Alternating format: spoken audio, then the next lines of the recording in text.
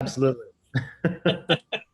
All right, I think we're all here, and it's is it 7 o'clock? It's 7:02. All right, well, why don't we go ahead and get started? And let me welcome you all, one and all, to the January 6th, 2022 Town of Concord Historic Districts Commission meeting. We're calling the meeting to order at 7:02 p.m. So we have one continuance tonight and 3 new applications, and then we have some additional business at the end of the meeting per our agenda. And let me do a quick roll call. If you would just say aye when I call your name. Dennis? Aye. Luis? Aye. Melinda? Aye. Catherine? Aye. And Abby? Aye. All right, thank you. And voting members tonight, there are 6 of us here. I think Catherine, you'll be the non-voting member tonight, but you'll vote anyway. Just we have to. I was non-voting member last time. You were? Yeah, Dennis was the guy. All right. How about your? I was? I didn't think so. All right. Yeah, Let's you let. want It's all yours. Yeah, all right. Let's. I want it. I want it. Voting member. All right. The pressure's on you, Catherine, to make the right decisions. I will. I'm going to rise to the challenge. All right. Thank you, though. All right. So let me just finish up here. We're conducting the meeting online in accordance with Commonwealth of Mass Executive Order, extended executive order suspending certain provisions of open meeting law. The public may access this call through the phone and video conferencing. Members of the public will have an opportunity to ask questions and to provide public comment on applications and discussions following the petitioner's presentation and questions from the commission. To ask a question or comment, please raise your hand using the raise your hand function in the participant function in the Zoom bar below. If you're calling in, you can dial *9 or wave at us and we'll figure out how to get you on the microphone. Heather, our host, will mute microphones of those not speaking in order to preserve the background noise, or to limit background noise. If you see that somehow your mic has become unmuted, please mute yourself. That would be terrific. We really just want the commissioners, the host, and the current petitioner on the mics. Once a presentation is over, I'll call on each commissioner for comments, and then we'll open the meeting for public comment. Once there are no more public comments, we'll bring the motion, bring it back to the commission for a motion to either continue, approve of the conditions, or not approve. I'll look for a second, and we'll do a roll call vote. And once we've acted on an application, the petitioner is free to leave the meeting. So with that, and thank you all for listening, I just want to see, Heather, were there any last minute additions to the agenda? No. All right, then I declare we should go ahead and get started. And we're going to start with our continuance, which is 37 Lexington Road in the American Mile District. This is the Concord Art Association. It's an application for a certificate of appropriateness to demolish a rear addition and construct a new 2-story addition, and then other work on the building as described in the agenda. We did have a site visit this morning. Thank you to the team there. I think I recognize you all without your masks on here. Kristen was there. Robert was there. Thank you. I think John was there. John Battle. I don't see him here. John's having a little trouble logging in, but please continue. Okay. Just give him a second. It might be it's probably on his end, but please go ahead. Jeremy and I are here. So and Kate, you were there this morning as well, yes? All right. Well, welcome back. All right. So you all saw. I'm talking to the commission now. So we saw the site. We looked at. Ask questions. Let me just see, are there any 2 things? Is there any additional information, Robert, that you all want to present this evening other than what we saw?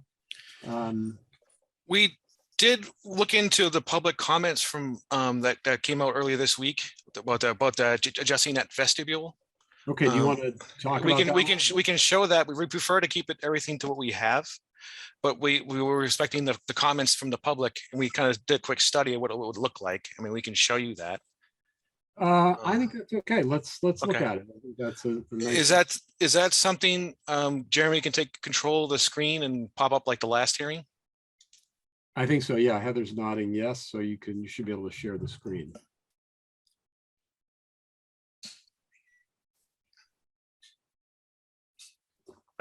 Any luck? Hey, look, Jeremy.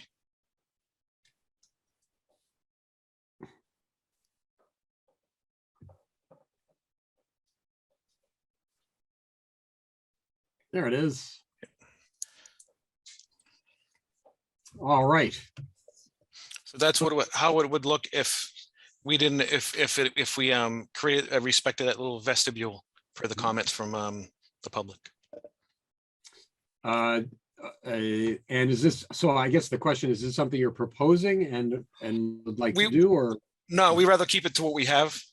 We would just, if there was an issue with if there's something if we had to go this way, we could go make it work, but we would prefer to keep it to our original proposal. And could you, is there a way to show us what that image would be from the same angle for the current proposal? Sure. That would be great. Sorry, I had a little technical glitch there. That's all right. Hi, John. Well, We're just there. showing the image of the John, just give you up to speed. We're just showing the image of the proposed capturing the public feedback. and I just asked John if we could look at the same view of the current design, which I think I understand, but I don't have it right in front of me here. Let's see.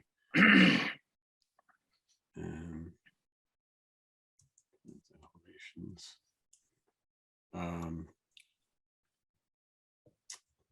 Let's see.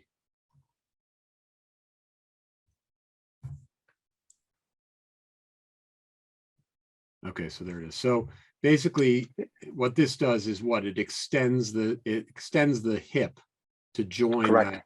Yeah, okay. Okay. And in their letter to your commission, they they specifically say that the whole goal is to try and retain.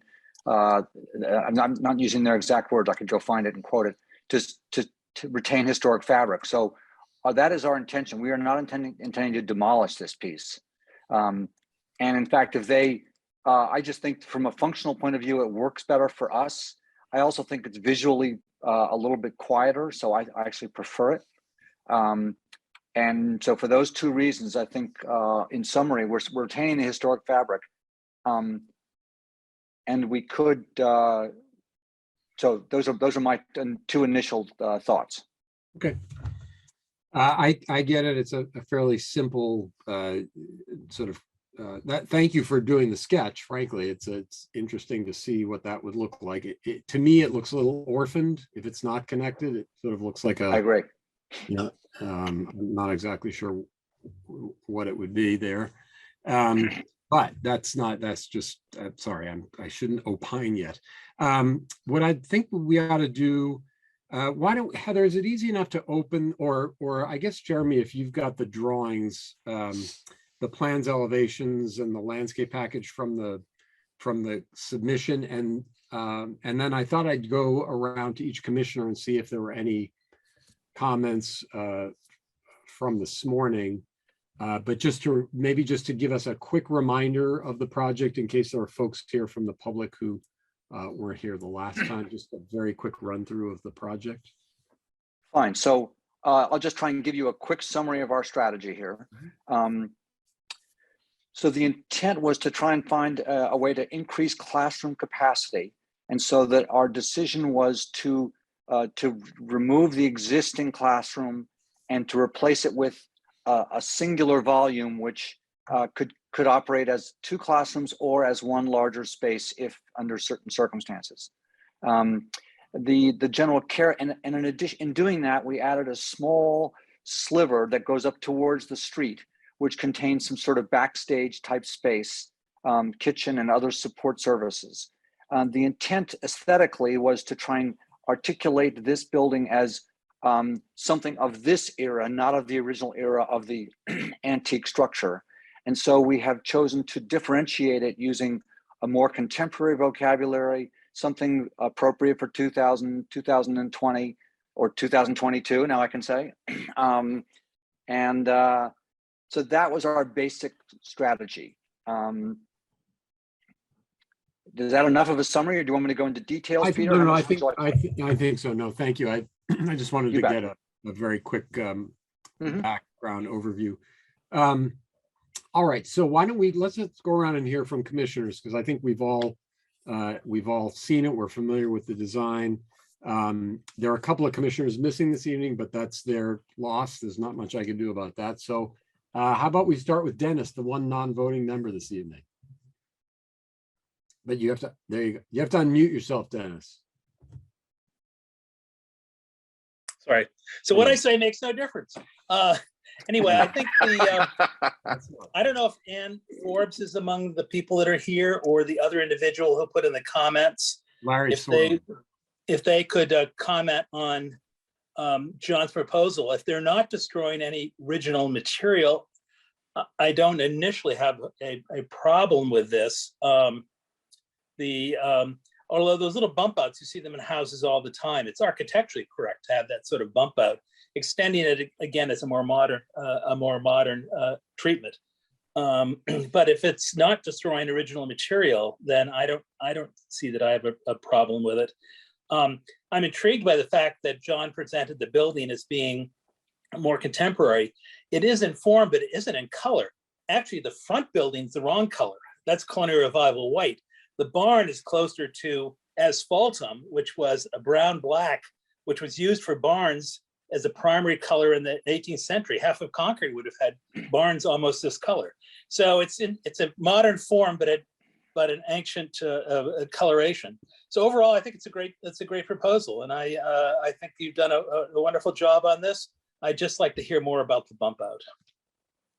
Can I interject about the color? Actually, we have some supportive material which we didn't even bring up because it hadn't been controversial, showing historic barns in this sort of gray color, including a very visible one out in Groton. Just as you approach the center of Groton town, there's a fantastic one on the right, which we have photographs of to support this color choice if you would choose to go there. No need to do it from my point of view. Thank you. You can go into the great HDC database. All right, thank you, Dennis. Let me wait and see if till public comment, if those folks would like to speak. I don't think they're here actually, Dennis, but let's keep going. I'm just going to go in order on my screen. Melinda. I had all of my questions answered this morning. I think the design is wonderful. I was curious about, after reading the comments from the public, about keeping that bump out, but I do think the look is better with the extension into the addition there, and so I have no problem with that, and I just think it's a beautiful design. Thank you, Melinda. Let's see, Luis, you are next on my rotation, unless you had to jump off camera there. Sorry. Oh, yeah, I got you mid. You got me nibbling in a pizza. Mid wine and cheese. I think that this is a very good design. I'm not totally agree that the structure is modern. I think that the structure is actually quite traditional. The materials are modern, and the color is very traditional. So I think that it's the perfect mixture of the old and the new. But I think that most importantly, the initial impression that it's actually subliminal, that this structure gives, is very reassuring. You see, it's something that's there, looks like belongs there, and that it has always been there. So I commend the architect for the very good design, and I don't have any objections. And I have read the letter from the neighbors, and I don't believe that the treatment that it's being given to that vestibule degrades in any way from historical significance. So I would go along with design as it has been proposed. Thank you. Thank you, Luis. Catherine. So I echo all of my fellow commissioners' thoughts. I have thought this was a very successful project from the very beginning. In fact, I remember looking at the rear elevation of the new barn structure in the drawings at the beginning, and was just frankly very delighted by how well integrated I actually thought it was with the existing historical structure. It's just so clean. It's very harmonious with the skylights on the portion that's behind it. And I agree. I think it's just a very successful, very, very nice project. So no further comment. Thank you, Catherine. And Abigail, what do you think? So I agree. I think it's appropriate given its location in the district. I think it's subservient to the primary structure, which is what we're always concerned with secondary buildings and additions and the like. I think it is, yes, it's a more modern interpretation, but it certainly calls back to the vocab of kind of big house, little house, back house, barn, which we see in a lot of these structures in town. So I think it's quite successful in that regard. And I do think it's appropriate and fitting with our guidelines.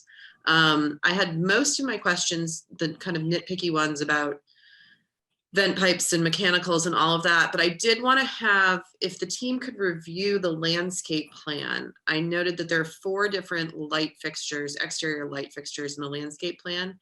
If you could walk us through where each of those fixture types will be located, and the number of fixtures, and then, you know, the wattage and lumens and Kelvin that you're proposing. We just always want to really nail down exterior lighting. And then we had discussed that the railing in the renderings is not the railing that's being proposed, but it's a fair amount of railing. Do you have photographs of what it will actually look like? I know we discussed that last time. I just want to make sure that's nailed down. It will be mimicking the existing railing that's there. Okay. That's sort of our point of departure. I think that in building the railing and the model, we weren't as focused on that as we should have been. We were thinking about building things, not as much about the landscape. Kristen, are you with us tonight? Right there, yeah. There you go. So that's what it's going to look like. Okay. And how many kind of linear feet of that? It seems like, is it all required by code? How much railing you have? Can we go back to the plan and I can see it? Kristen, are you with us? Kristen's muted. I'm here. I'm here. Okay, sorry. good. So the railing in the front that goes to the existing vestibule, that remains the existing length. That's what is currently there. And then we've added a railing along the entire walkway to the back, just because there is a drop off there, since this is an elevated walkway. It's not required by code, but it is, the drop off is as much as 6 inches. So we just, at this point, I think it's prudent to have a handrail there. It gets icy or something like that. Okay, that answered my question about the railing. But if we could go through all the light fixtures, that would be okay. That would be helpful. So I will tell you, we do not have lumens or anything like that figured out yet. I can tell you they're all LED fixtures, and we'll start with the first one is the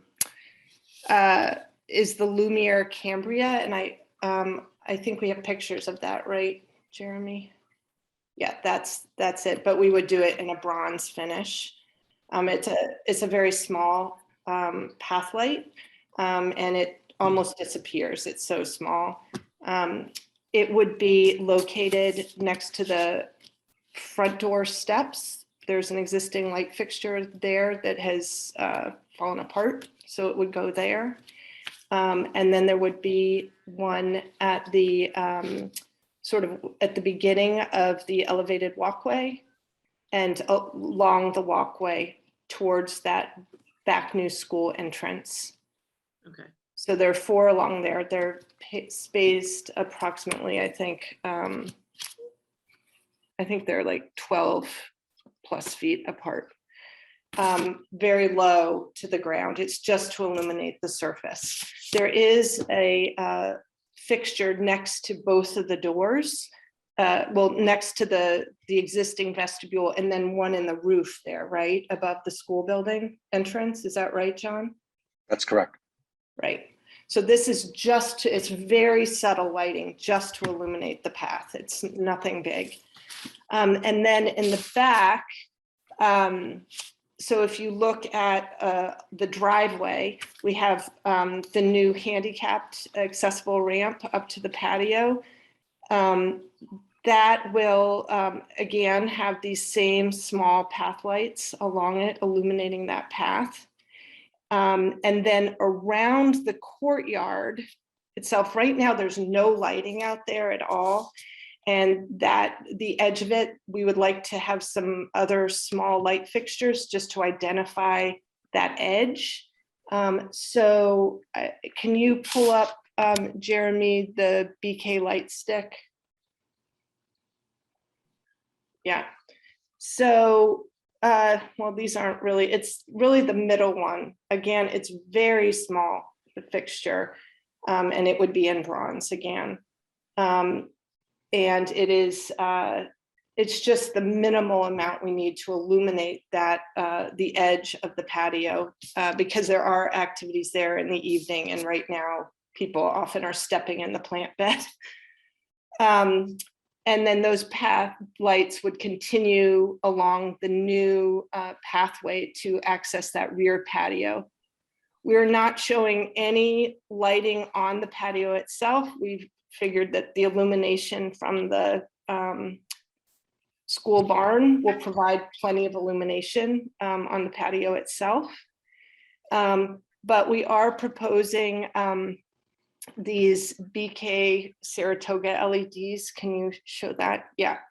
This again is a very small uplight. It would be in bronze. I don't know the exact, yeah, it's 4.5 inches in length. I mean, these are tiny light fixtures, and they would just be washing that back wall there, so that when you're inside the classroom or in the back, that back wall would be very gently illuminated.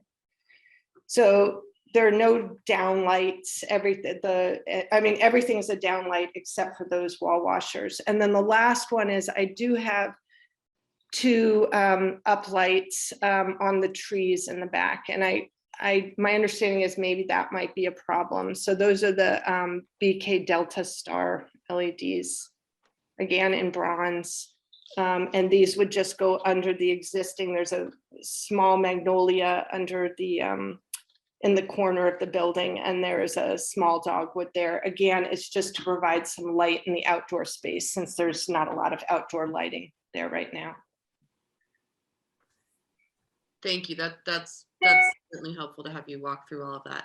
I would request that, given that you don't have lumens and all that right now, which is fine, if that can just be submitted to Heather for administrative approval. You'll see in our guidelines, we have limits on each fixture. As long as they're kind of under those limits, our request usually is, as low as Yeah. We want them as dim as possible while still being functional. Right. The uplighting is something, and I'm curious to see what other commissioners feel about that. That is something that we, per the guidelines and just general practice, we tend to kind of shy away from uplighting, certainly in the residential context. We've done it a little bit differently for some of the commercial spaces, just by virtue of public access. So I don't know if other people feel strongly about it. I think given how far back these lights are from the main road, I'm not as concerned about them. But if other people have concerns, I'm certainly open to hearing that. But that's, other than that, I think it's appropriate and fitting with our guidelines. So. Thank you, Abby. Let me just add, I only have a couple of comments, and I generally agree with everything that's been said by the commissioners before. The one thing I'm a little concerned about, and that might be the wrong word, is on the right-hand side, on the landscape edge there, people have gotten used to this, let's call it screen of scrub trees, or I'm not even sure what to call them, the sort of brush. When that, we've seen this happen on other projects, when that comes down, it's very dramatic all of a sudden. And I understand there's going to be some planting going back in there.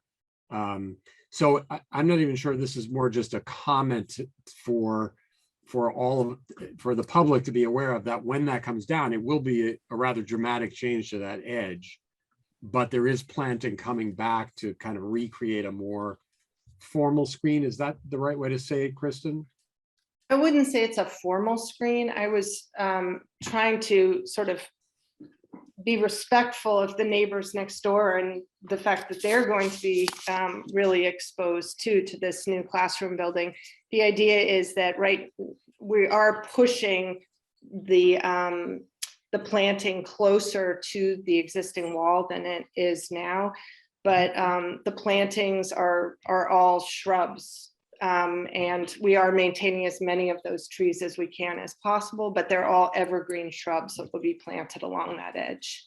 Okay. So it's not a formal row of any kind. The idea is to keep it pretty soft. Keep it soft.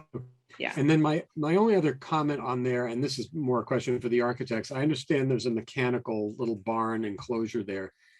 We're always concerned about noise and reflective noise. Is that equipment, you know, let's call it as sound diminished as possible? Is it shielded? Only because there's nothing there now, and it's going to go from 0 to, you know, some noise. Well, the existing equipment for the building is on that side Right, it's up, it's over. Yeah. So it's being moved a few feet closer to the property line. And Okay. we were planning on putting a wood fence there consistent with your guidelines for a preference for wood type thing. We'd be happy to use a closed joint fence that would be like a tongue and groove or a some sort of solid block, which would give us the best chance of diminishing sound.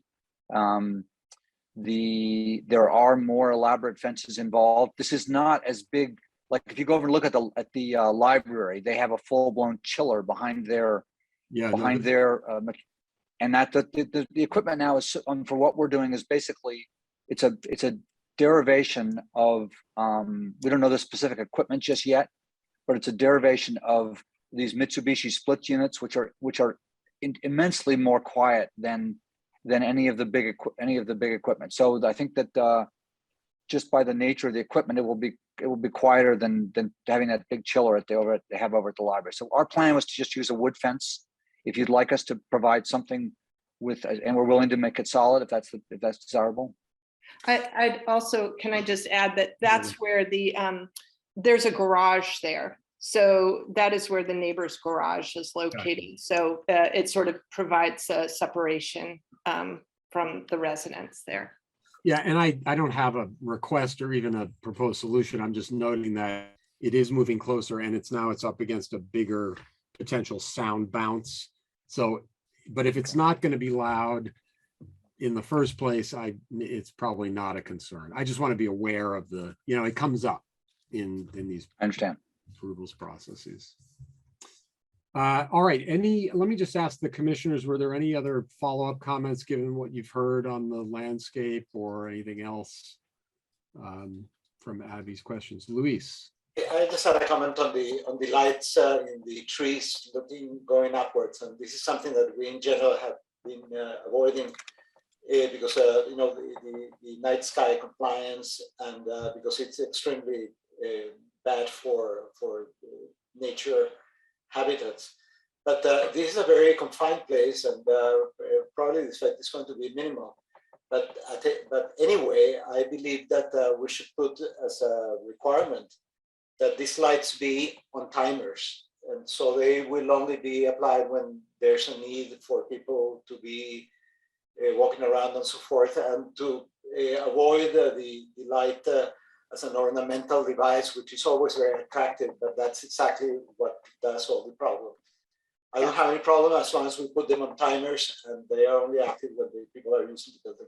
I think that's fine. I think that the intent here is just to be able to, when we're not trying to light the landscape in a glorious way. We're simply trying to be able to, in those events when there are outside functions, to be able to offer a selected, a little bit, a bit of a sort of an expansive lighting to the back space. So I'm not sure that you even, I think a timer might be, I'd be much more inclined to limit it to say that it would be associated only with when there are events in the outside space. So it's not a daily activity, and there's not going to be it's not a safety issue, or it's really no, it's not a safety issue. It's an occasional use, it sounds like. Correct. The wall, the fixtures lighting the stone wall, we would like to be able to use on a more regular basis, because when the studio is in use, that will be a nice feature. But the uplights into the trees would certainly be only for outdoor functions. Okay, well, I think then the thing to do is to somehow clarify that in a little follow-up note. Okay. Fine. As to us, I think it sounds like the lighting package needs some more development anyway. There's some choice of lumens and wattage and what have you. So I think when that comes, perhaps a note talking about how the landscape lighting will be controlled would help. Does that make sense? Yep. All right. Well, thank you, folks. I think we've heard from all the commissioners, so I think it's time to open it up to public comment. So is there public comment on the application for 37 Lexington Road for the work described on the agenda, the addition and renovation? I see Ryan Hanley. Ryan, go ahead. Welcome.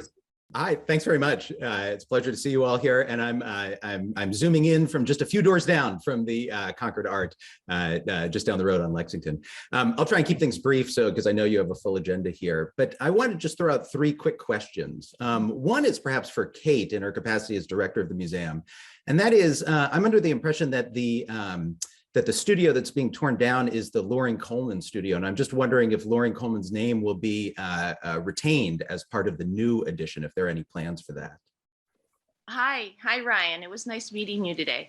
Yes, we will now have 2 classrooms, and Loring Coleman's name will still be on one of those classrooms. And then the new classroom is a opportunity for somebody else to be named for that. Thank you. Great.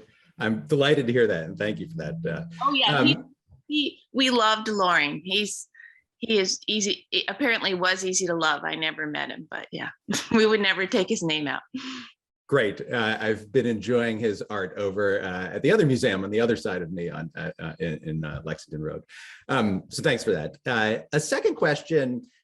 Just to go back to the new classroom edition, and especially the street view on the east elevation here.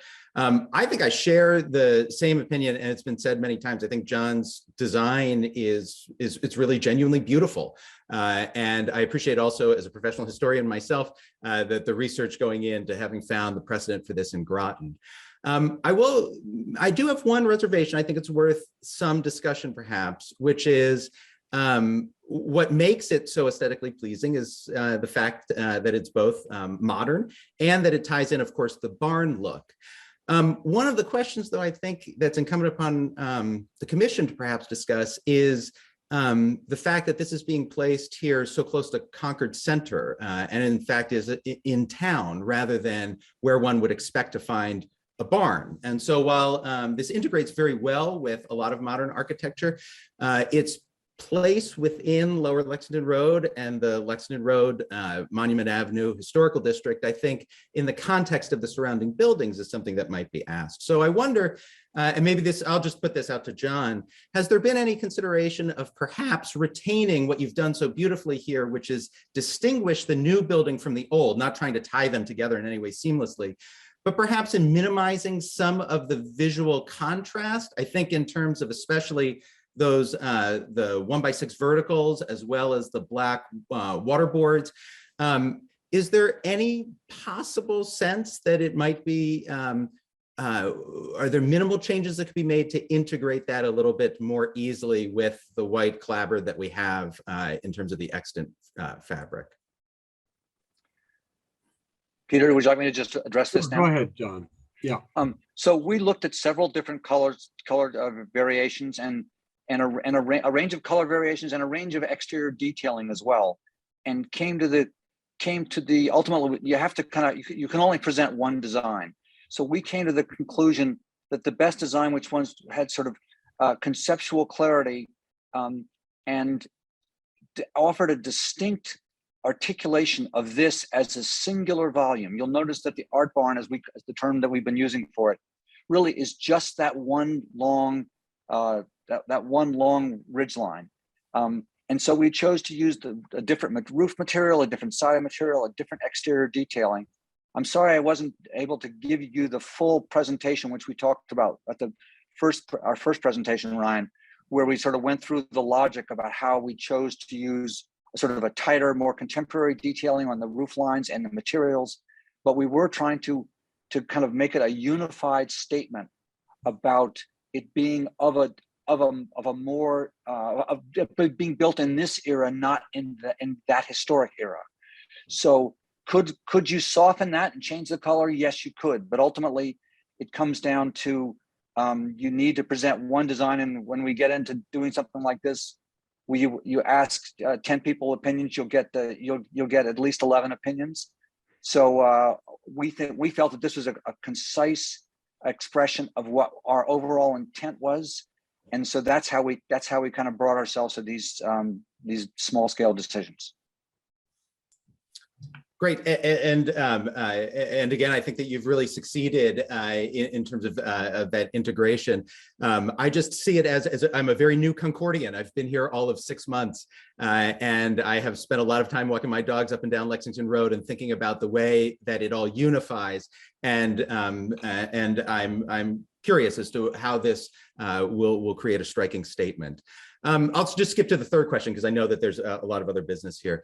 Just so that I can understand, because I know that the public comment that was made by Larry Sorley and Ann Forbes, just so that I understand the proposed demolition of extant 18th and 19th century fabric, am I right to think that it will include the north wall of the current east vestibule, as well as part of the northern extension off that on the east wall? That is the extent. I know that there's a double 6x6 right behind the current east vestibule. Am I right to think that both of those will have to be part of the current demolition?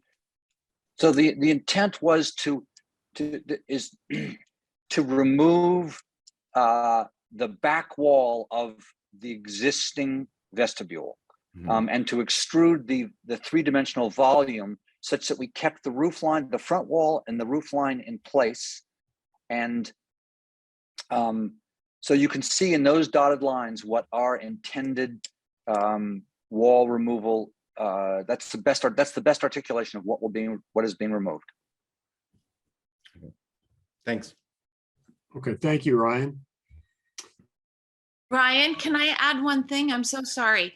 Actually, the building next to Concord Art, if you're facing the building to the left, was the old workshop for the original people who lived there. It was a metalsmith who worked in what was their outbuilding, their barn on Lexington Road.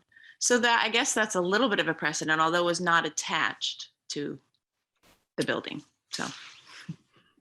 So maybe we could think of it more as the art, as a workshop or because people did use outbuildings in the town for their work. So yeah. Yes, and in fact, our current kitchen is one of those. So I can appreciate that precedent. Yeah, thank you though for your comments. I love it when people show interest and want to know the facts. Thank you.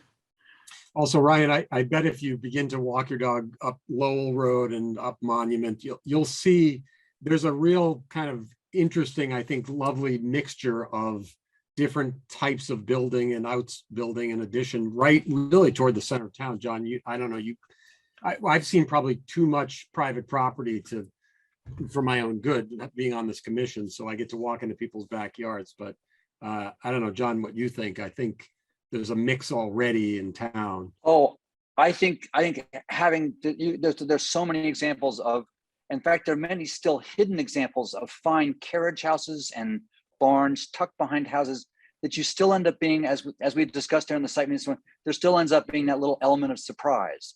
It's not just a repetition, it's just not more of the same. We wanted it to be distinctly, to have a sense of being something that was of its own spirit and of this era. So those were intentional, I don't want to call them side effects because those were actually part of our intentions. Okay, thank you. All right, let me just keep going. Is there additional public comment? I don't want to keep folks from speaking, and I'm looking around for, do you see any raised hands, Heather? No raised hands. Anybody waving frantically at me? I don't see anybody.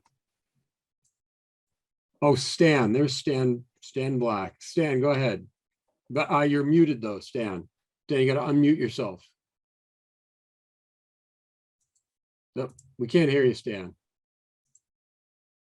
That's probably just as well. There you are. There you are. There are just two very minor points here, reiterating what was said already.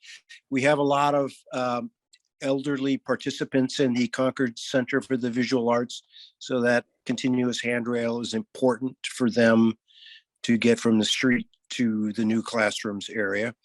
And then secondly, we're not an affluent organization, and we do rely to some degree on catering.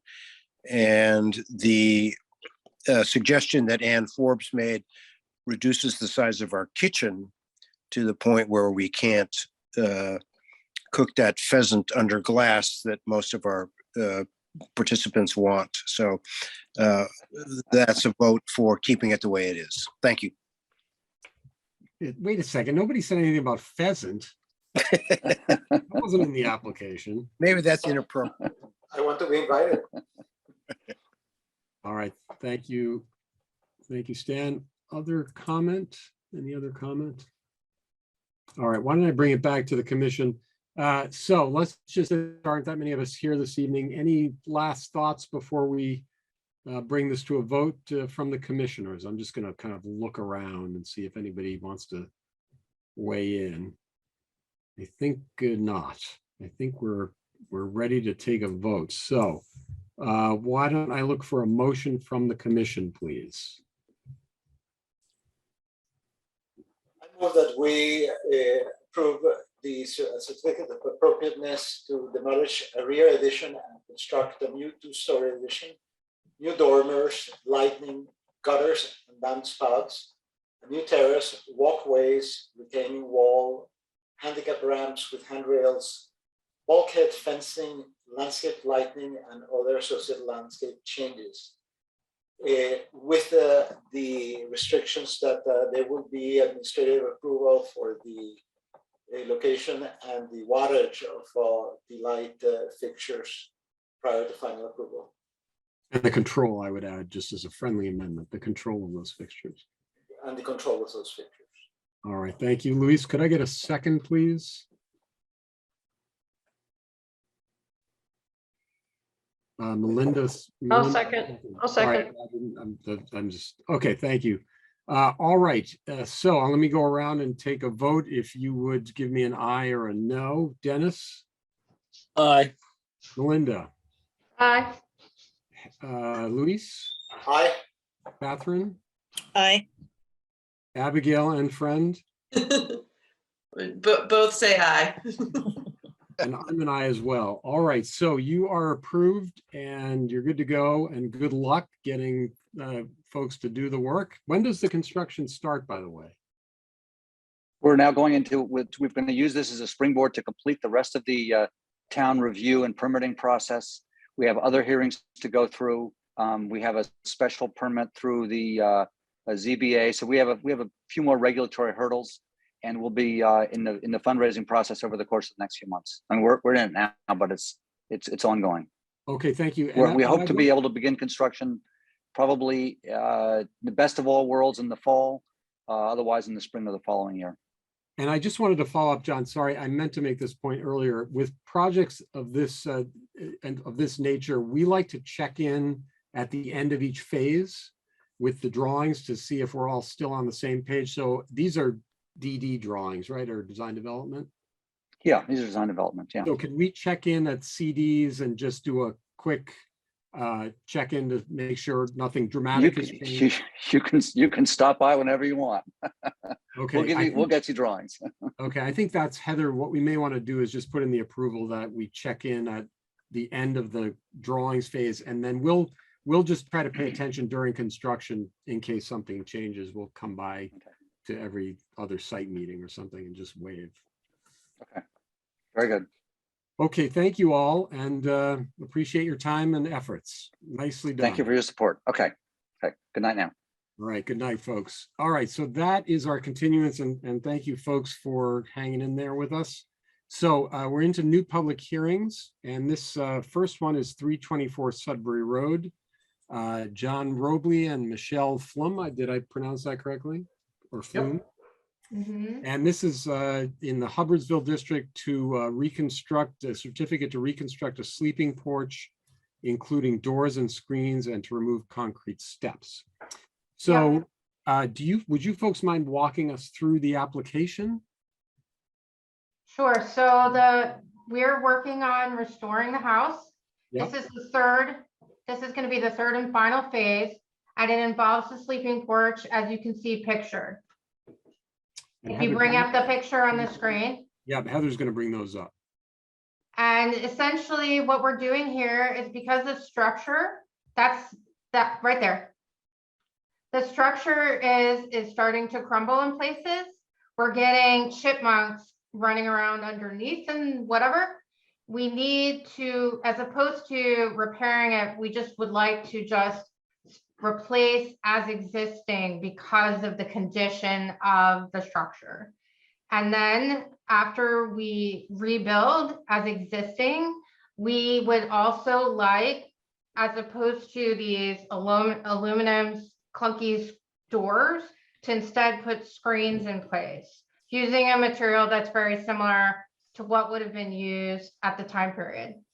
And then the third thing that we would like to do is, if you look at the very bottom on that concrete pad, there's some random steps to nowhere. We just want to eliminate those. It's as simple as that. It's those 3 steps. I mean, well, it's not that simple, but essentially that is the scope of the project. Yeah. Dennis, we've actually had packages go missing because the FedEx driver would leave them on those steps, and it'd be a couple of days until we could find them. So, yeah. I think Dennis wants those steps. Can you get over there with a wheelbarrow, Dennis? No, I don't. I'm not going to be giving Dennis a 2-step program. Sorry. And we could loan you our cat for the chipmunks if you'd like, although there might be too many. All right, so is there a picture, was it in the application of the screen material? There it is. Right. So it's essentially that. So it's essentially all of the detailing is going to be the same.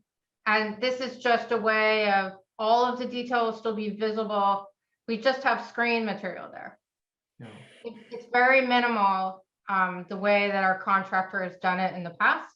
This is an example of his most recent work. Yeah, this is out somewhere on Wood Street, correct? Yes. Yeah, so George has done this work on Wood Street. So he will replicate the screen approach with all of the existing patterning for the railings on our on our sleeping porch. So the long and the short is it's going to look exactly the same from the road, pretty much. It's just what we're asking is ultimately to not have these clunky patio doors, which we all know isn't very appropriate, and sort of hides the decorative cove ceiling that we have in there that was actually original to the house. And we just basically want to just preserve that part of it and everything, and just rebuild as it was intended to be, I guess is what I would say. And Michelle, are the screens going to be removable? I don't believe we were intending to. We're not really, we weren't intending to, we were planning on just having it screened. Okay. We don't feel strongly either way. Yeah. Well, oh, and really the only question was, are there going to be additional dividers? But it sounds like there won't be. No. The only No. other question I would have is the screen material itself. If there's a way to get the not the black screening, but you know, a kind of clear mesh, I think it's pretty readily available. Only because if it's black screen, then the whole thing tends to look blacked out sometimes in the sunlight. Do you know what I'm saying? So the challenge with, so let me just say, the reason why we suggested this material here is for two reasons. One is we were thinking, and this might be a Dennis question. We were thinking that at the time period, if they were screening porches, they would probably use some sort of steel material or something like that. So it would be very similar to what's pictured here. And then the second point is that, of course, we would love to have something that's like clear view or whatever that's like near invisible. But the challenge with that is, and many people will know this if they have like windows on their house and they use this clear material, it tends to be very, what's the right word? It's easy to rip. It tends to be pretty easy to ruin. And so it's just not a practical choice, especially for some people like us that have a dog, but also people with small children, because you could easily just like slam right into these screens and go through them if you use materials that like this, right? I mean, you can tear those materials very easily. So the reason why we're suggesting this is like I said, my understanding, let's ask Dennis, is that this is what it would have looked like. And then the second part being that it's just not practical because it just will get ruined. Okay. Well, Dennis, what do you think? Well, I'm not a screen expert, that's for sure, but I have two questions. One is, what's the date of the porch, and was it part of the original French building studio? It was original to the studio, yes. Wonderful. And what is the material we're looking at here? Is it just aluminum mesh, aluminum screens? I think so. Well, you saw it at. I think so, yes. I think it's just the standard stuff that people use for like a porch application. And like I said, we're not really married to anything. We're just asking that it be, you know, like a safe choice. You know what I mean? That you can't tear. Yeah, I think if it's just plain aluminum screening, it's fine. I think what Peter's referring to is oftentimes black mesh is used rather than just aluminum.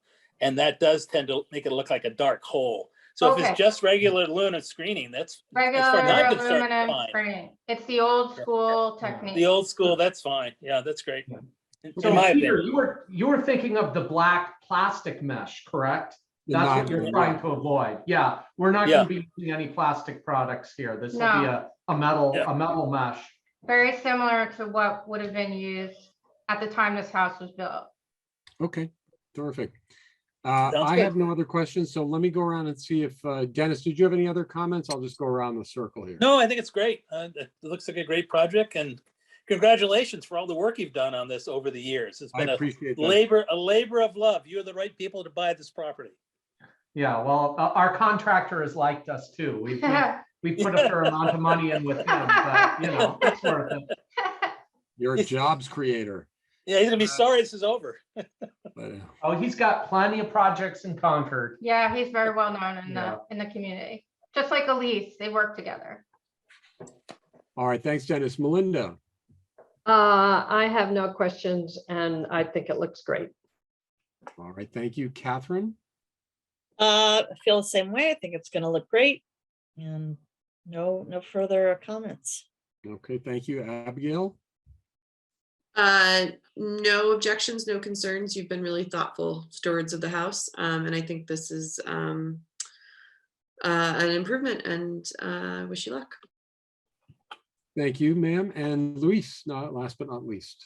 No comments. Fine project. All right, and I have nothing useful to add, so let's bring it out to public comment. Is there any public comment on the proposed work at 324 Sudbury Road? We have a small gallery here. I don't see any hands, so let's have a motion from the commission, please. I make a motion that we approve the application for 324 Sudbury Road as submitted. Second. All right, let's take a vote. Aye or no. Dennis? Aye.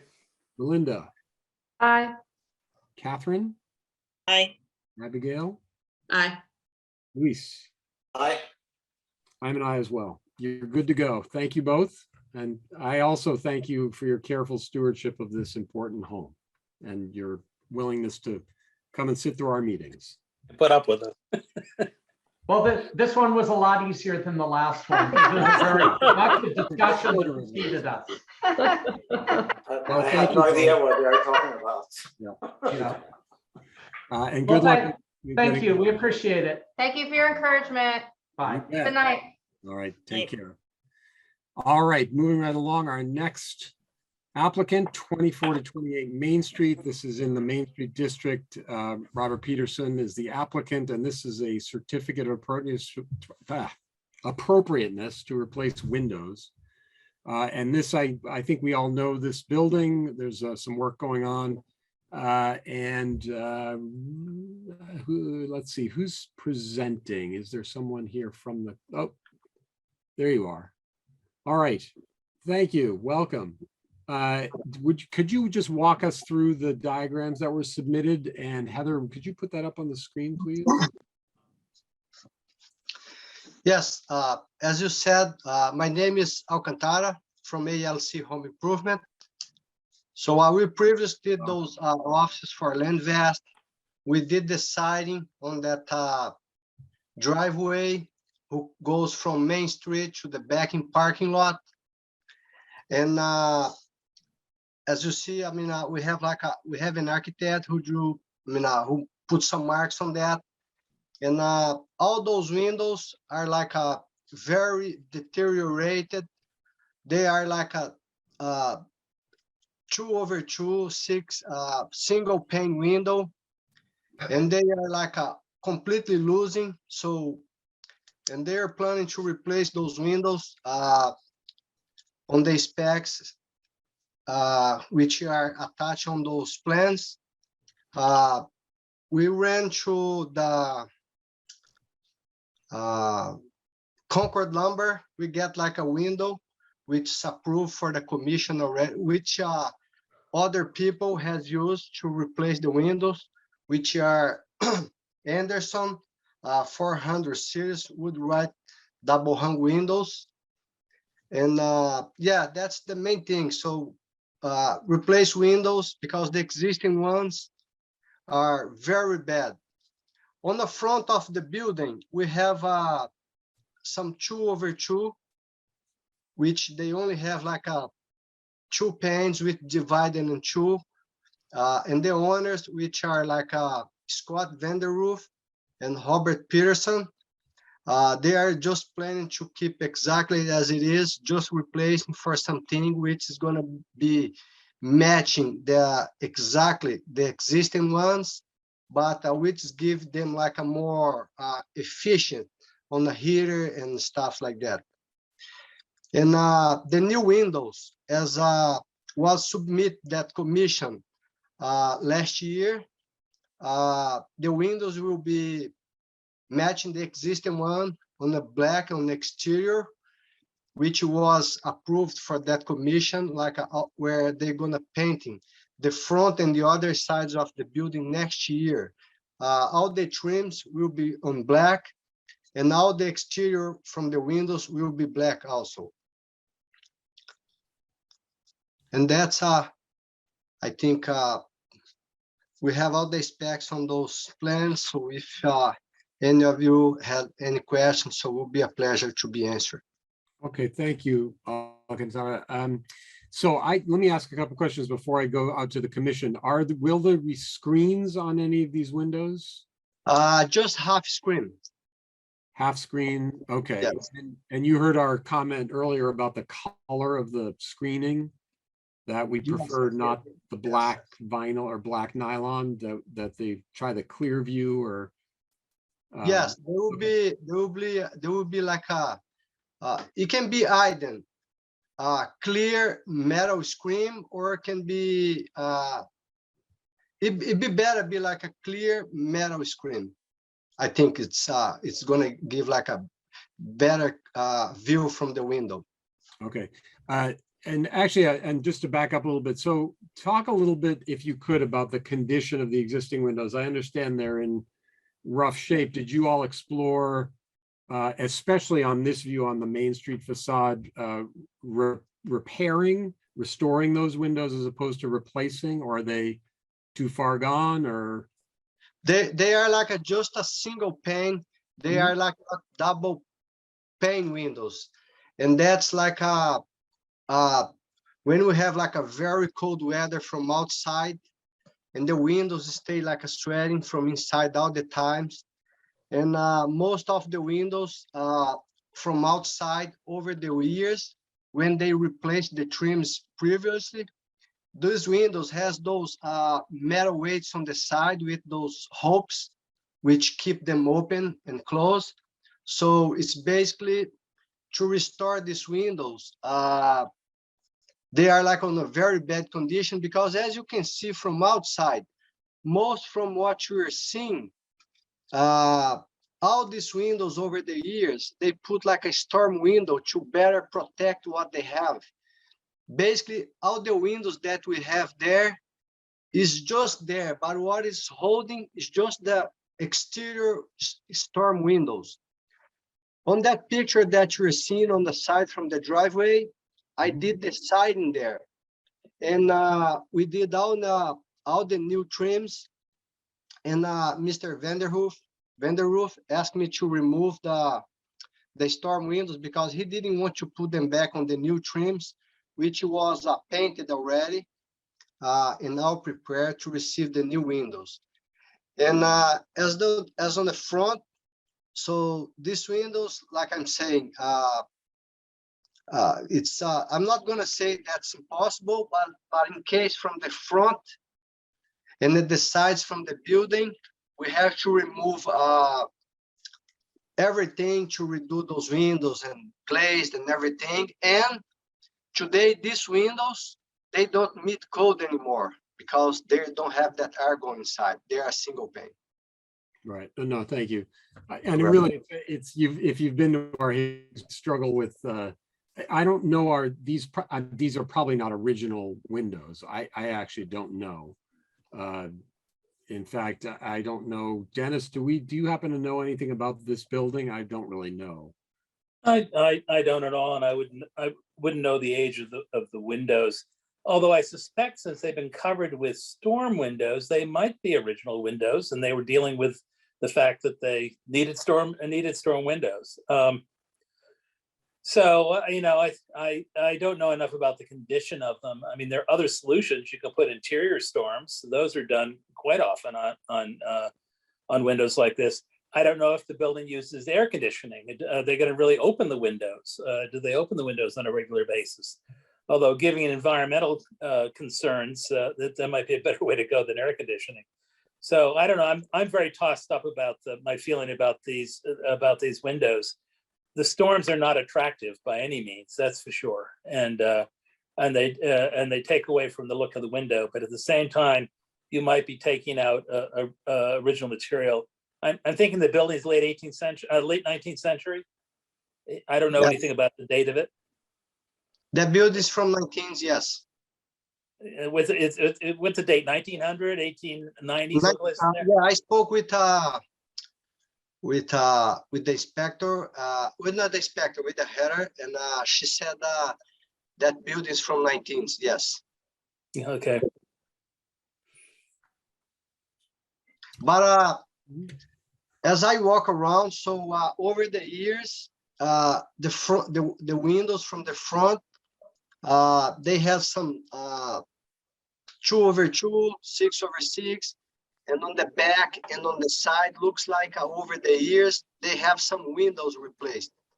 So they are like not like one window on the entire building on the four sides.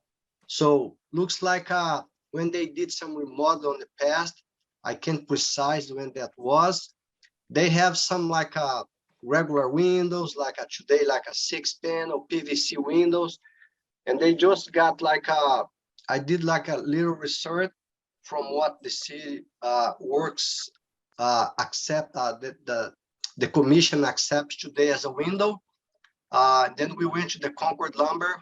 We found like actually that window is like made. So we're gonna get the measurements, and then we're gonna give them a picture and specs from what we have in terms of like pens and everything and design. It's gonna look basically what we have today, but to meet code and to keep the same view from the building, and like with new material instead of trying to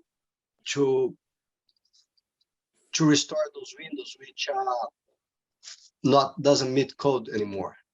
Right. So yeah. So thank you. I think we often are caught between contemporary codes and the appearance. I think the more dramatic thing, frankly, for me especially on the Main Street side, is that we'll go from clear glass now to an argon-filled low E glass, which will probably have a color to it. It'll be a little reflective quality. Yeah. So it will be a change, and I'm a Stewart brand fan. Buildings have to learn and evolve, and I think it's important to keep the bulk of the thing intact, even if we have to modify pieces to go forward in time. So I think I hope you appreciate, we're just trying to proceed carefully and not just replace every window in town with a new unit just because the code says we have to. That's the only caution I would have. All right, well, I think I've talked too much. Dennis, did you have any other comments? I'm not opposed to this project outright. What I'm intrigued by is the fact there's 6/6 on the back of the building. Was it done because someone had leftover 6/6s, or was the front of the building 6/6 too at one point, and then the 2/2 were put on? I'd like to go in more step in research, and I'm sure it's such a prominent building. There are a lot of photographs of it. And I don't know if they've done any research at the library, for instance, and the historical records to see if there are any photographs, because if they're going to put the windows back, maybe they should put the 6/6 if they're originally there rather than the 2/2. If those are replacement windows from a later period. Can you see those two lower parts from the building? That one, which we have like 3 windows, which are not marked to be replaced, and another 4 windows on the right side where you're seeing a car, but which are lower from the building. Mm-hmm. Yes. Those 2 parts, as the owner, Mr. Scott, so he said those 2 lower parts was built on 1950. So Rob Peterson did the right part, and his father, who was part of the building, did that other lower part, which was 6/6, which means they put like a 6/6 on the back to match the existing ones that we have on the back. And the other side was like it is. And on the front of the building, he said they have those 2/2 on the front to Main Street, because 2/2 is going to give like a more clear view from the building on the front. On the street or whatever.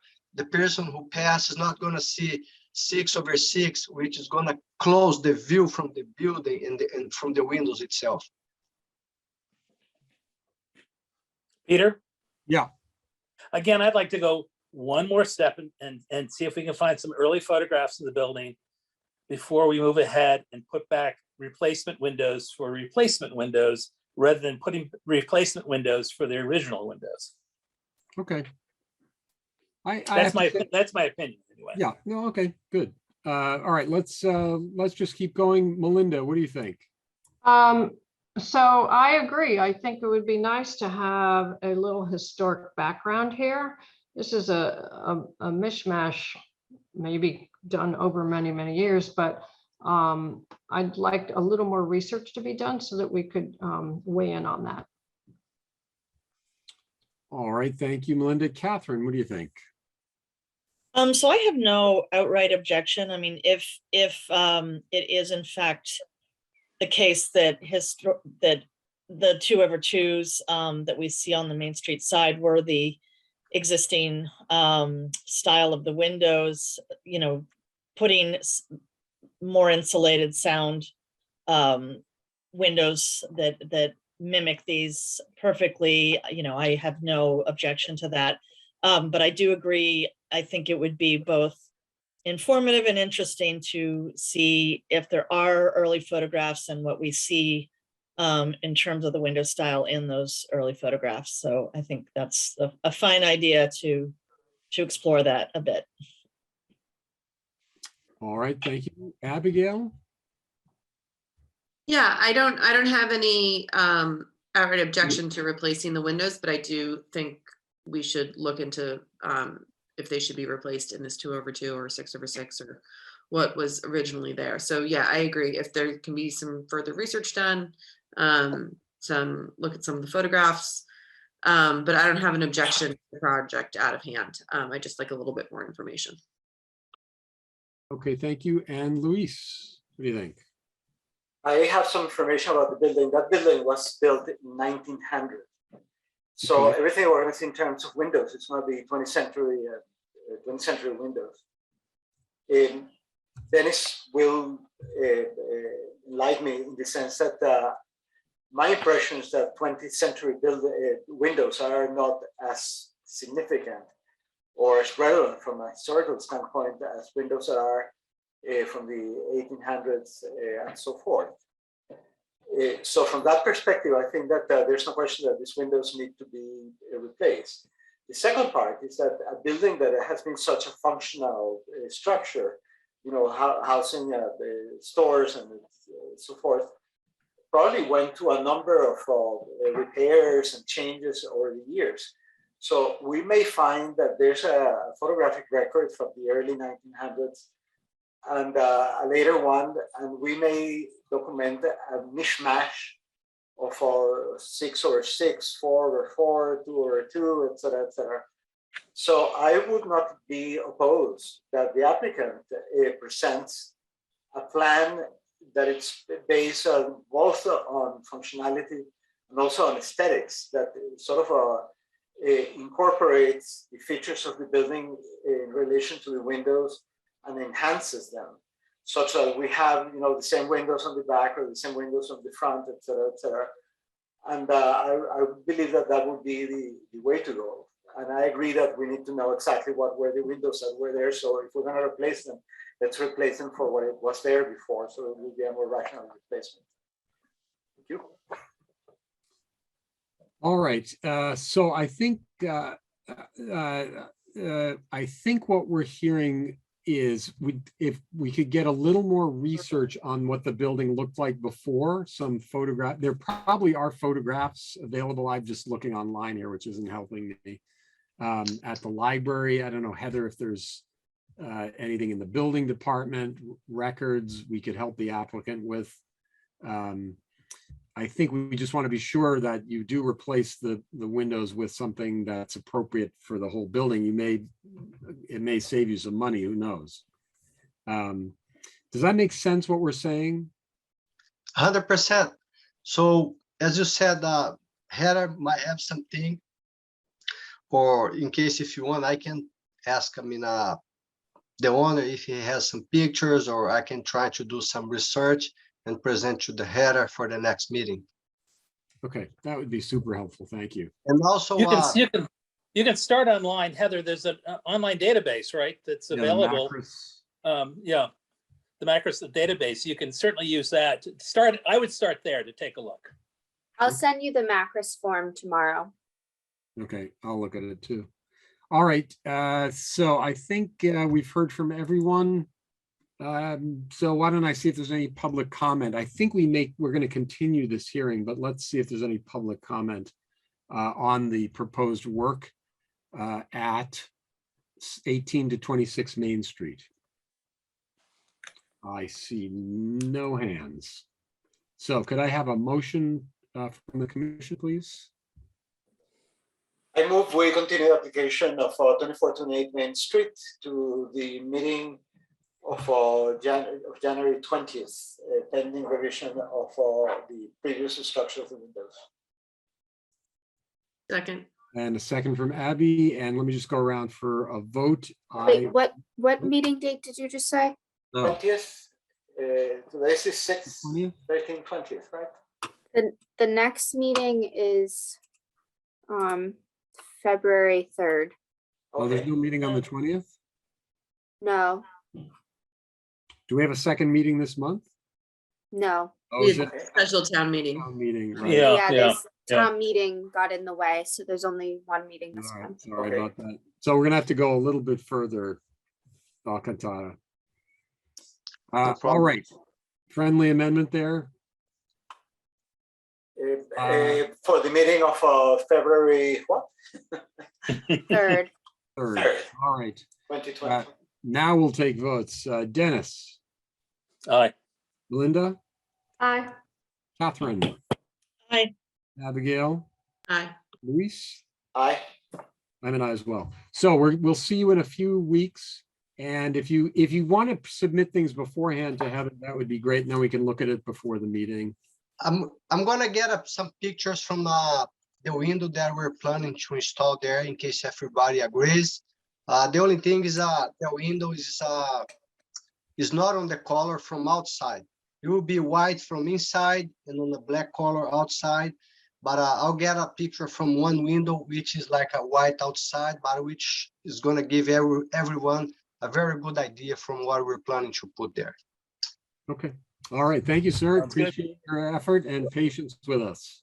Have a great night to everyone. You Thank too. you. Thank you. And thank you all for your comments.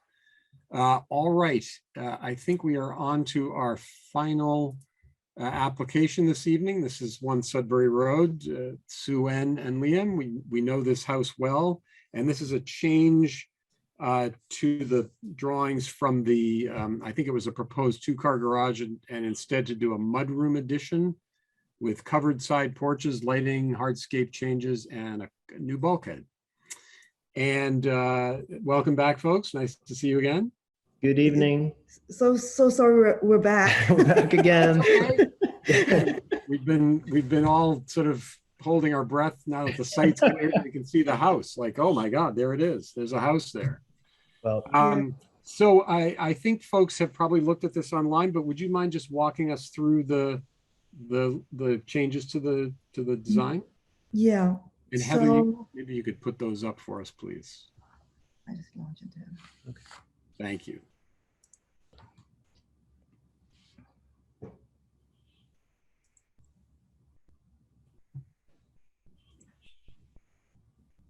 All right. So initially we had what we called a mudroom connector between the attached garage and the main house. And it was sort of a similar footprint. It was about 10 feet wide from the street side. And now we've basically added the bay window section, which is about 3 feet. So the whole width of that footprint is about 14 feet. And so what we did was to evaluate the whole house and study what we really loved about the house. And we sort of came to the conclusion that we love the bay windows and we love the porches, the deep decking in the front. So we tried to sort of replicate that on the side of the house because that side is visible, and sort of keep the fenestration and the elevation very simple, in keeping with the rest of the elevation of the house from all angles, so that you wouldn't feel that it was added on. And hopefully the idea was that you don't notice any, it's very much in keeping with the era as if it was built way back in 1872. So that was sort of how we arrived at it. Everything will stay the same, the trim, the roofing, the moldings, they're all going to be exactly as the main house appears. The only slight difference are the railings, because the new railings need to be to code. So they will be a bit taller, higher than the main house railings. But other than that, we have kept it exactly how the main house is in all aspects. Even the foundation will be a granite veneer. So I suppose that's it for how the design has changed. And Heather, I don't know if this is even possible, but is there a way to put up the original approved design from June, that just the elevation from this? There we go. So the really the most dramatic change from, I know this is an orthographic view, but the dramatic change is that essentially that 2-car addition goes away. Correct. And there's now a little 1-story bump out, Mhm. you know, basically where the connector is. That's about that volume. Yes. Okay. Do folks understand that on the commission? I think I'm just okay. So that's the major change. There's a little change in the back as well. Is that true? The porch changed a little bit, or no? Did I get that wrong? Not so much in the back, but the porch, in order to create some shelter and create some, so it doesn't look as if it's just a sort of cubicle added on. We try to spread out that, that stretch, so it's sort of looks, it mirrors the portion in the front of the house more, and creates a bit more of a, because we don't have this garage anymore, it creates a little bit more of a, it's a more gentle segue into the house, you know, from back and the front. But the back the back view was, the connector piece was similar to what we're doing here. Right. Okay. All right. I don't really have any questions jumping off the page, but let me go around and see what the commissioners think. And thank you for the presentation. Dennis, what do you think? I don't have a problem with this proposal. I'm just curious, what is there now on that side of the house? You might have the existing conditions elevation as well. It's just sort of, it ends right. It's sort of nothing. There's nothing really there. Just because I think Mrs. Lang entered from the back. There was a back entry previously.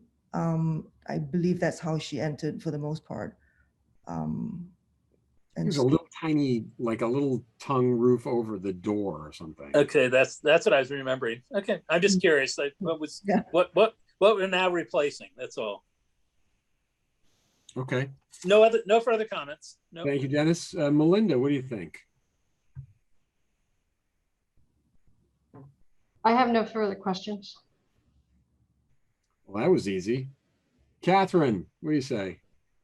I think the original design was quite sensitively and thoughtfully developed and designed. But I think this is even better. I'm actually delighted to see the removal of the garage, and it makes the house feel, just more concise and integrated and historically more authentic. So I think it's great. All right, thank you, Catherine. Abigail, what do you think? No, I agree. I think it looks like a natural extension of the house. The light fixture proposed for next to the door in this elevation, the rear, those are the same light fixtures that we had approved for the mudroom connector piece, correct? Exactly the same. We made no exactly change. Okay.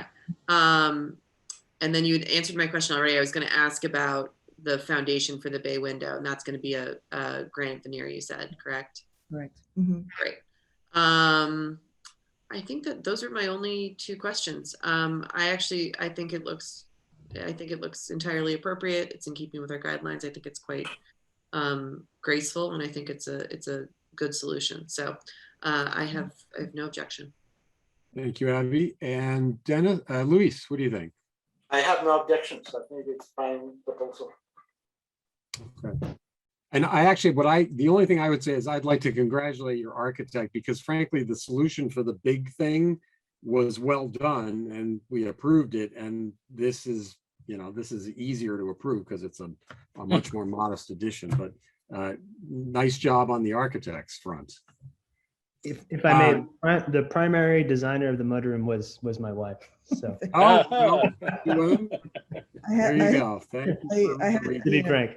I really liked I drove around town, which was really wonderful exercise. And I was looking at all these porches that had been done in these houses that were very inspiring. So I kind of had a lot of good working material with the porches, because I thought the porch was important, and the bay window sort of mirrored the rest of the house. So it came quite easily, but yeah. Okay, well, after this meeting, I'm going to call you because we have an opening on the Historic Districts Commission that I may try to convince you to consider. All right, thank you all. I think we've heard from all the commissioners, so let me see if our small gallery, if there's any public comment on the work proposed at 1 Sudbury Road. The hand up. I see Samuel Bird has a hand up. Welcome. Yes, hello, thank you. Am I coming through? Yes, we can hear you. Yeah, I live at 101 Main Street, which is next door and behind this project. I won't belabor the point. I think I echo what all of you have said. I think this is a great solution. I totally endorse it. And if I had my old HDC hat on that I wore for 10 years, I'd be right with you on that. So right. That's all. And my only other comment is, Suen, be careful, because that's exactly how I wound up on the HDC. Oh, come on, man. Watch out for these people. He doesn't know what he's talking about. All right, well, thank you. Other public comment? I'm looking. You're on. Yes, hi, welcome. Hi, I live right next door at 99 Main Street, and I think they'll be wonderful stewards of this beautiful house. I'm so delighted they're going to be our neighbors. I want you to move in soon. Carrie, thank you so much. Carrie, so kind. Well, that's outside the scope of our purview. We can't. I know. Movers are all too busy these days. All right, well, thank you. Any other public comment? All right, I don't see any. You've got some good community support there. So why don't I bring it back to the commission? I don't think, I'm just going to say as chair, that this requires a site visit. It's a small enough addition. We're familiar with it. We can all see it. So let me look for a motion from you commissioners, please.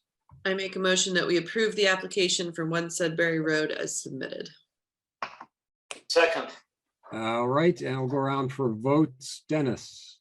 Aye. Melinda. Aye. Catherine. Aye. Abigail. Aye. Luis. Aye. And I'm an aye as well. All right, so Sue-Ann, I'll be calling you later this week. I'm just kidding. I really won't. I'll give you a few more days. I'll give you a little time.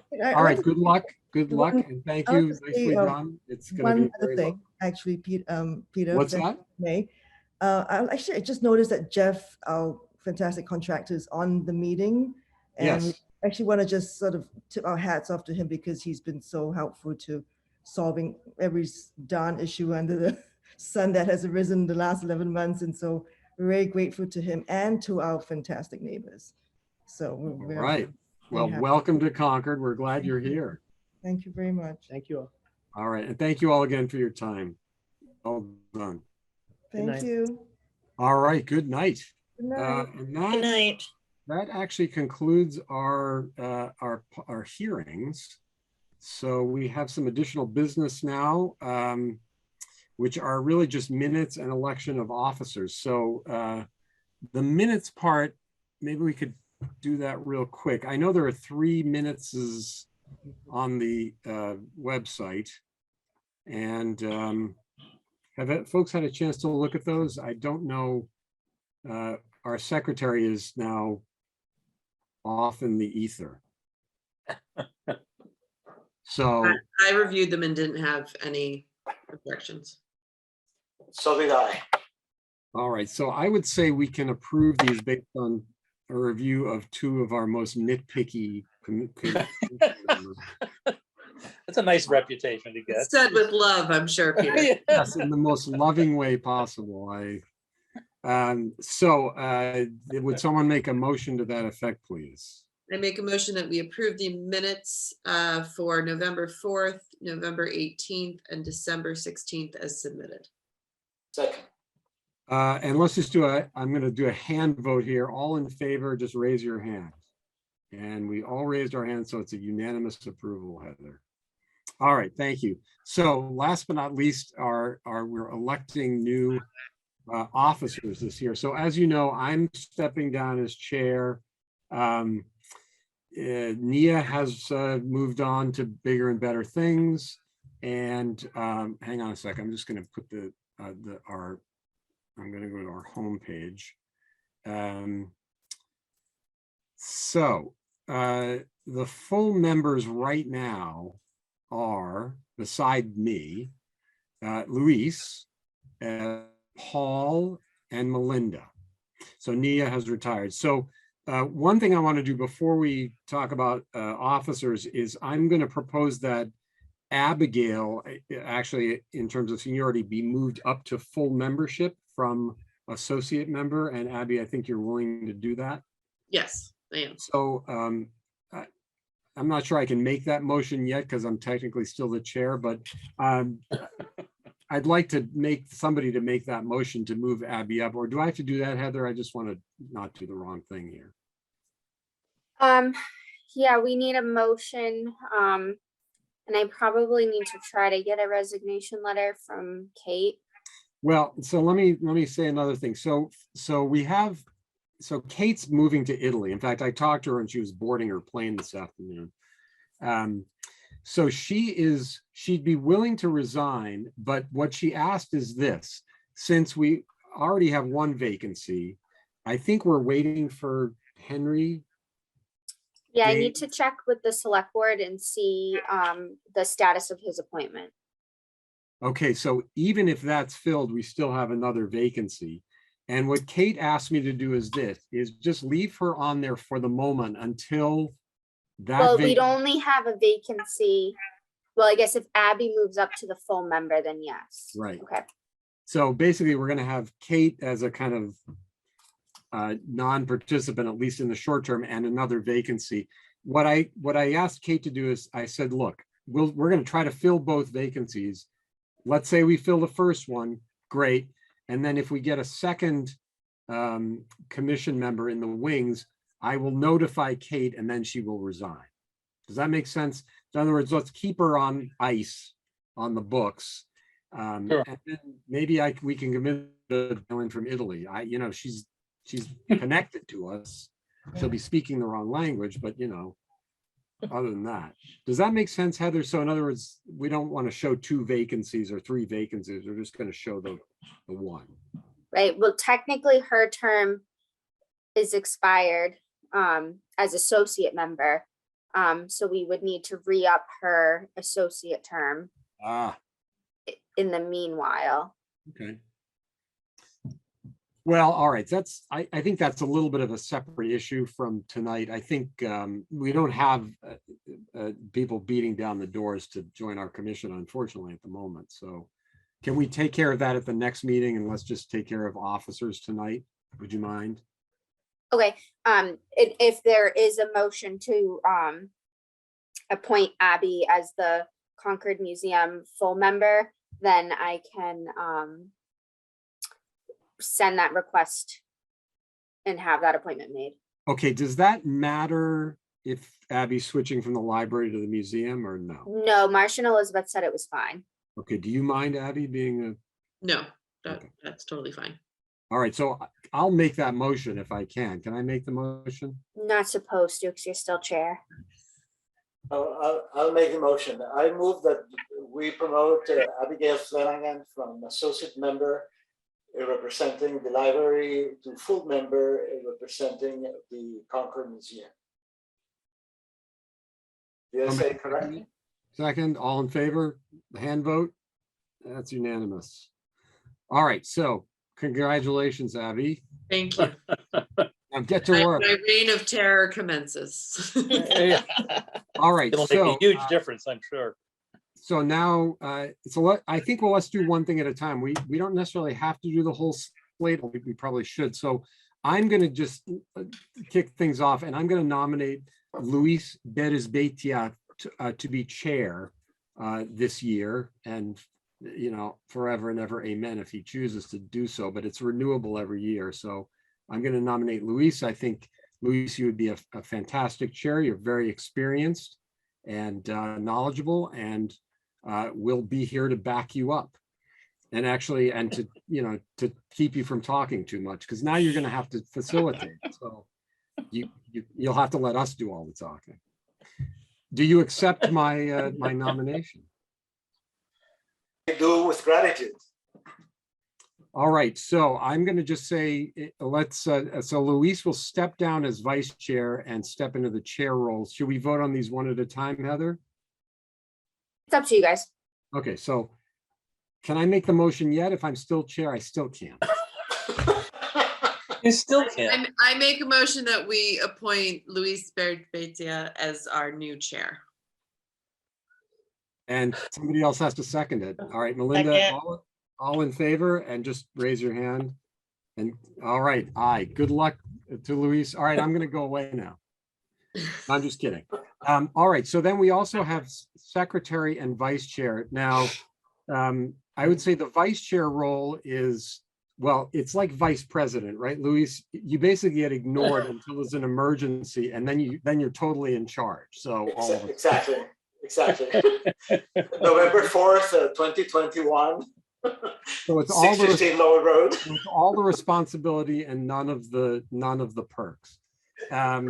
So to be frank, I would be perfectly willing to serve in that role, but you've seen our slate here, so I can't nominate myself. Does anyone have a nomination for vice chair? So I think it makes sense, Peter, if you're willing to serve in the role of vice chair. Just because you're experienced, you've been doing this, and if something were to happen, God forbid, then we have experienced member to step into those shoes. So I would make a motion that nominate Peter as our vice chair. Second. All right, I accept. All in favor? And Dennis, there you go. Okay, so thank you. Thank you for your trust in me. And this is only for a year because my term ends in January of 23. So, all right. And then secretary, which of course we know is a crucial. Now, this is one that would be great to pin on someone who's not here, like Paul. But we can't do that. So I'd look for nominations for secretary. It's it's again a relatively thankless job because it's mostly about making sure the minutes are done well, and it's thankless because Heather does such a great job on them. So, there's barely anything to do. Any nominations for secretary? I nominate Abigail Flanagan to be secretary of the Historic Districts Commission in Concord. I second. And Abby, do you accept that nomination? I do accept. All right, all in favor? Aye. Aye. All right. Well, thank you all. So our new, so from next meeting on, Luis, you're in the chair seat. I'll sit, near you. And then Abby, you know what I realized? I've been chair for 2 years. We've never met in person. I've never chaired an in-person. Oh, that's funny. Oh God, yeah. Weird. Wow. That is weird. Look how long my hair is. I didn't have this hair 2 years. That's true. Very strange. Well, you don't remember that when I started serving this commission, I had hair. That'll do it. That'll do it. All right. So Heather, do we need to do any official? I know Linda. Thank you for being here. Linda's here from the select board and our liaison. Is there anything we need to give to Linda or have Linda do for us? Or nope. I have to reach out to the Concord Museum to have them approve Abby's appointment, and then I will send it to the select board. Okay. All right, Linda. Well, you've heard all of our fascinating machinations here. You'll see something come across your your desk soon. And thank you for being at our meetings. One of the highlights of my week, I have to tell you, not all of the meetings are this pleasant. Oh, that's good to hear. It's That's very whatever, kind. it's Heather's doing. We don't do anything. She does a great job. All right. So I think we'll see this reorganization on the website whenever it's all approved. But again, so Abigail will step up. It'll show at least one vacancy until Henry Dane accepts his nomination is approved, and he may start as early as next meeting. I don't even know, actually. You mean Henry Moss? Henry Moss. Linda, do you know if that's I didn't been know on Henry their Dane was agenda coming yet? on. Excuse me, Heather? Do you know if his appointment request has been on the select board's agenda yet? I can't recall, sorry. Okay, I will check with Chris. Because I All know right. I know NRC approved it and sent it over, so. All right, sorry, I didn't mean to put Henry Dane on back. He's got enough to do. All right, and of course, we're looking for a new member, as always. So I honest to God, I probably will call Sue Ann and say, hey, I was only half kidding. Well, who was the gentleman who was commenting on the Concord Art Association application? The one who's only been here for 6 months, but he's Ryan Hanley. And he's a new resident of town on Lexington Road, and I do have his email. Okay, well, why don't you pass that on to me? And he seems certainly to be more interested than the average townsperson. Yes. Great question. Did you ever reach to the two architects that work for Lemon, the one who belonged to the planning board that spoke eloquently? I haven't talked to her yet. That's Brooke Whiting Cash. I haven't been able to connect with her yet. I'm still trying to reach her. You see, and her partner at some point expressed some interest, but I think that I emailed her about a year and a half ago and I never heard from her, so I abandoned it. But maybe we can resuscitate that interest. I think I need more persuasive arguments. As a bit of background, Hanley, I think, is the history professor at BC. Who's that? That makes sense. Ryan Hanley. Ryan Hanley. Yeah, I think it's a history professor at BC. Okay. Sorry, I'm just taking a note here. Okay. Well, I think that's we're done, man. It's 8:45 and we're 15 minutes early. So I want to make a motion. Yes. I want the members of the commission to recognize Peter Nobili for the outstanding job that he has done as chair of the commission for the past 2 years, which have been extremely challenging, complex, and difficult. And he has done an outstanding and superb job in that role. Hear, hear. Hear, hear. Hear, hear. I'm only doing my job, and we'll support you in doing the same, Luis. Thank you. All right. Well, thank you all. And so I'm going to sign off as chair for the last time. Luis, next time you get to do all the talking. With your notes. And actually, honestly, I know you and I talk every once in a while. If you want to run through any of the, the form work and all that stuff, please, let's talk in the next couple of weeks. Anytime. Yes, I want to do that. Yeah, it might involve some alcohol, although it's a little hard because of math. Well, I have plenty of it. We'll wait for a warm day. We'll sit in your back deck. All right, folks. Thank you all as usual. Thank you, Peter. Time. And thank you, Heather, and thank you, Linda. We just get a motion to adjourn. Make a motion that we adjourn the meeting. Second. All in favor? Aye. Aye. We're adjourned. Good night, everybody. Bye, everyone. Happy Good New Year. night. Happy New Year. All right. Good night now.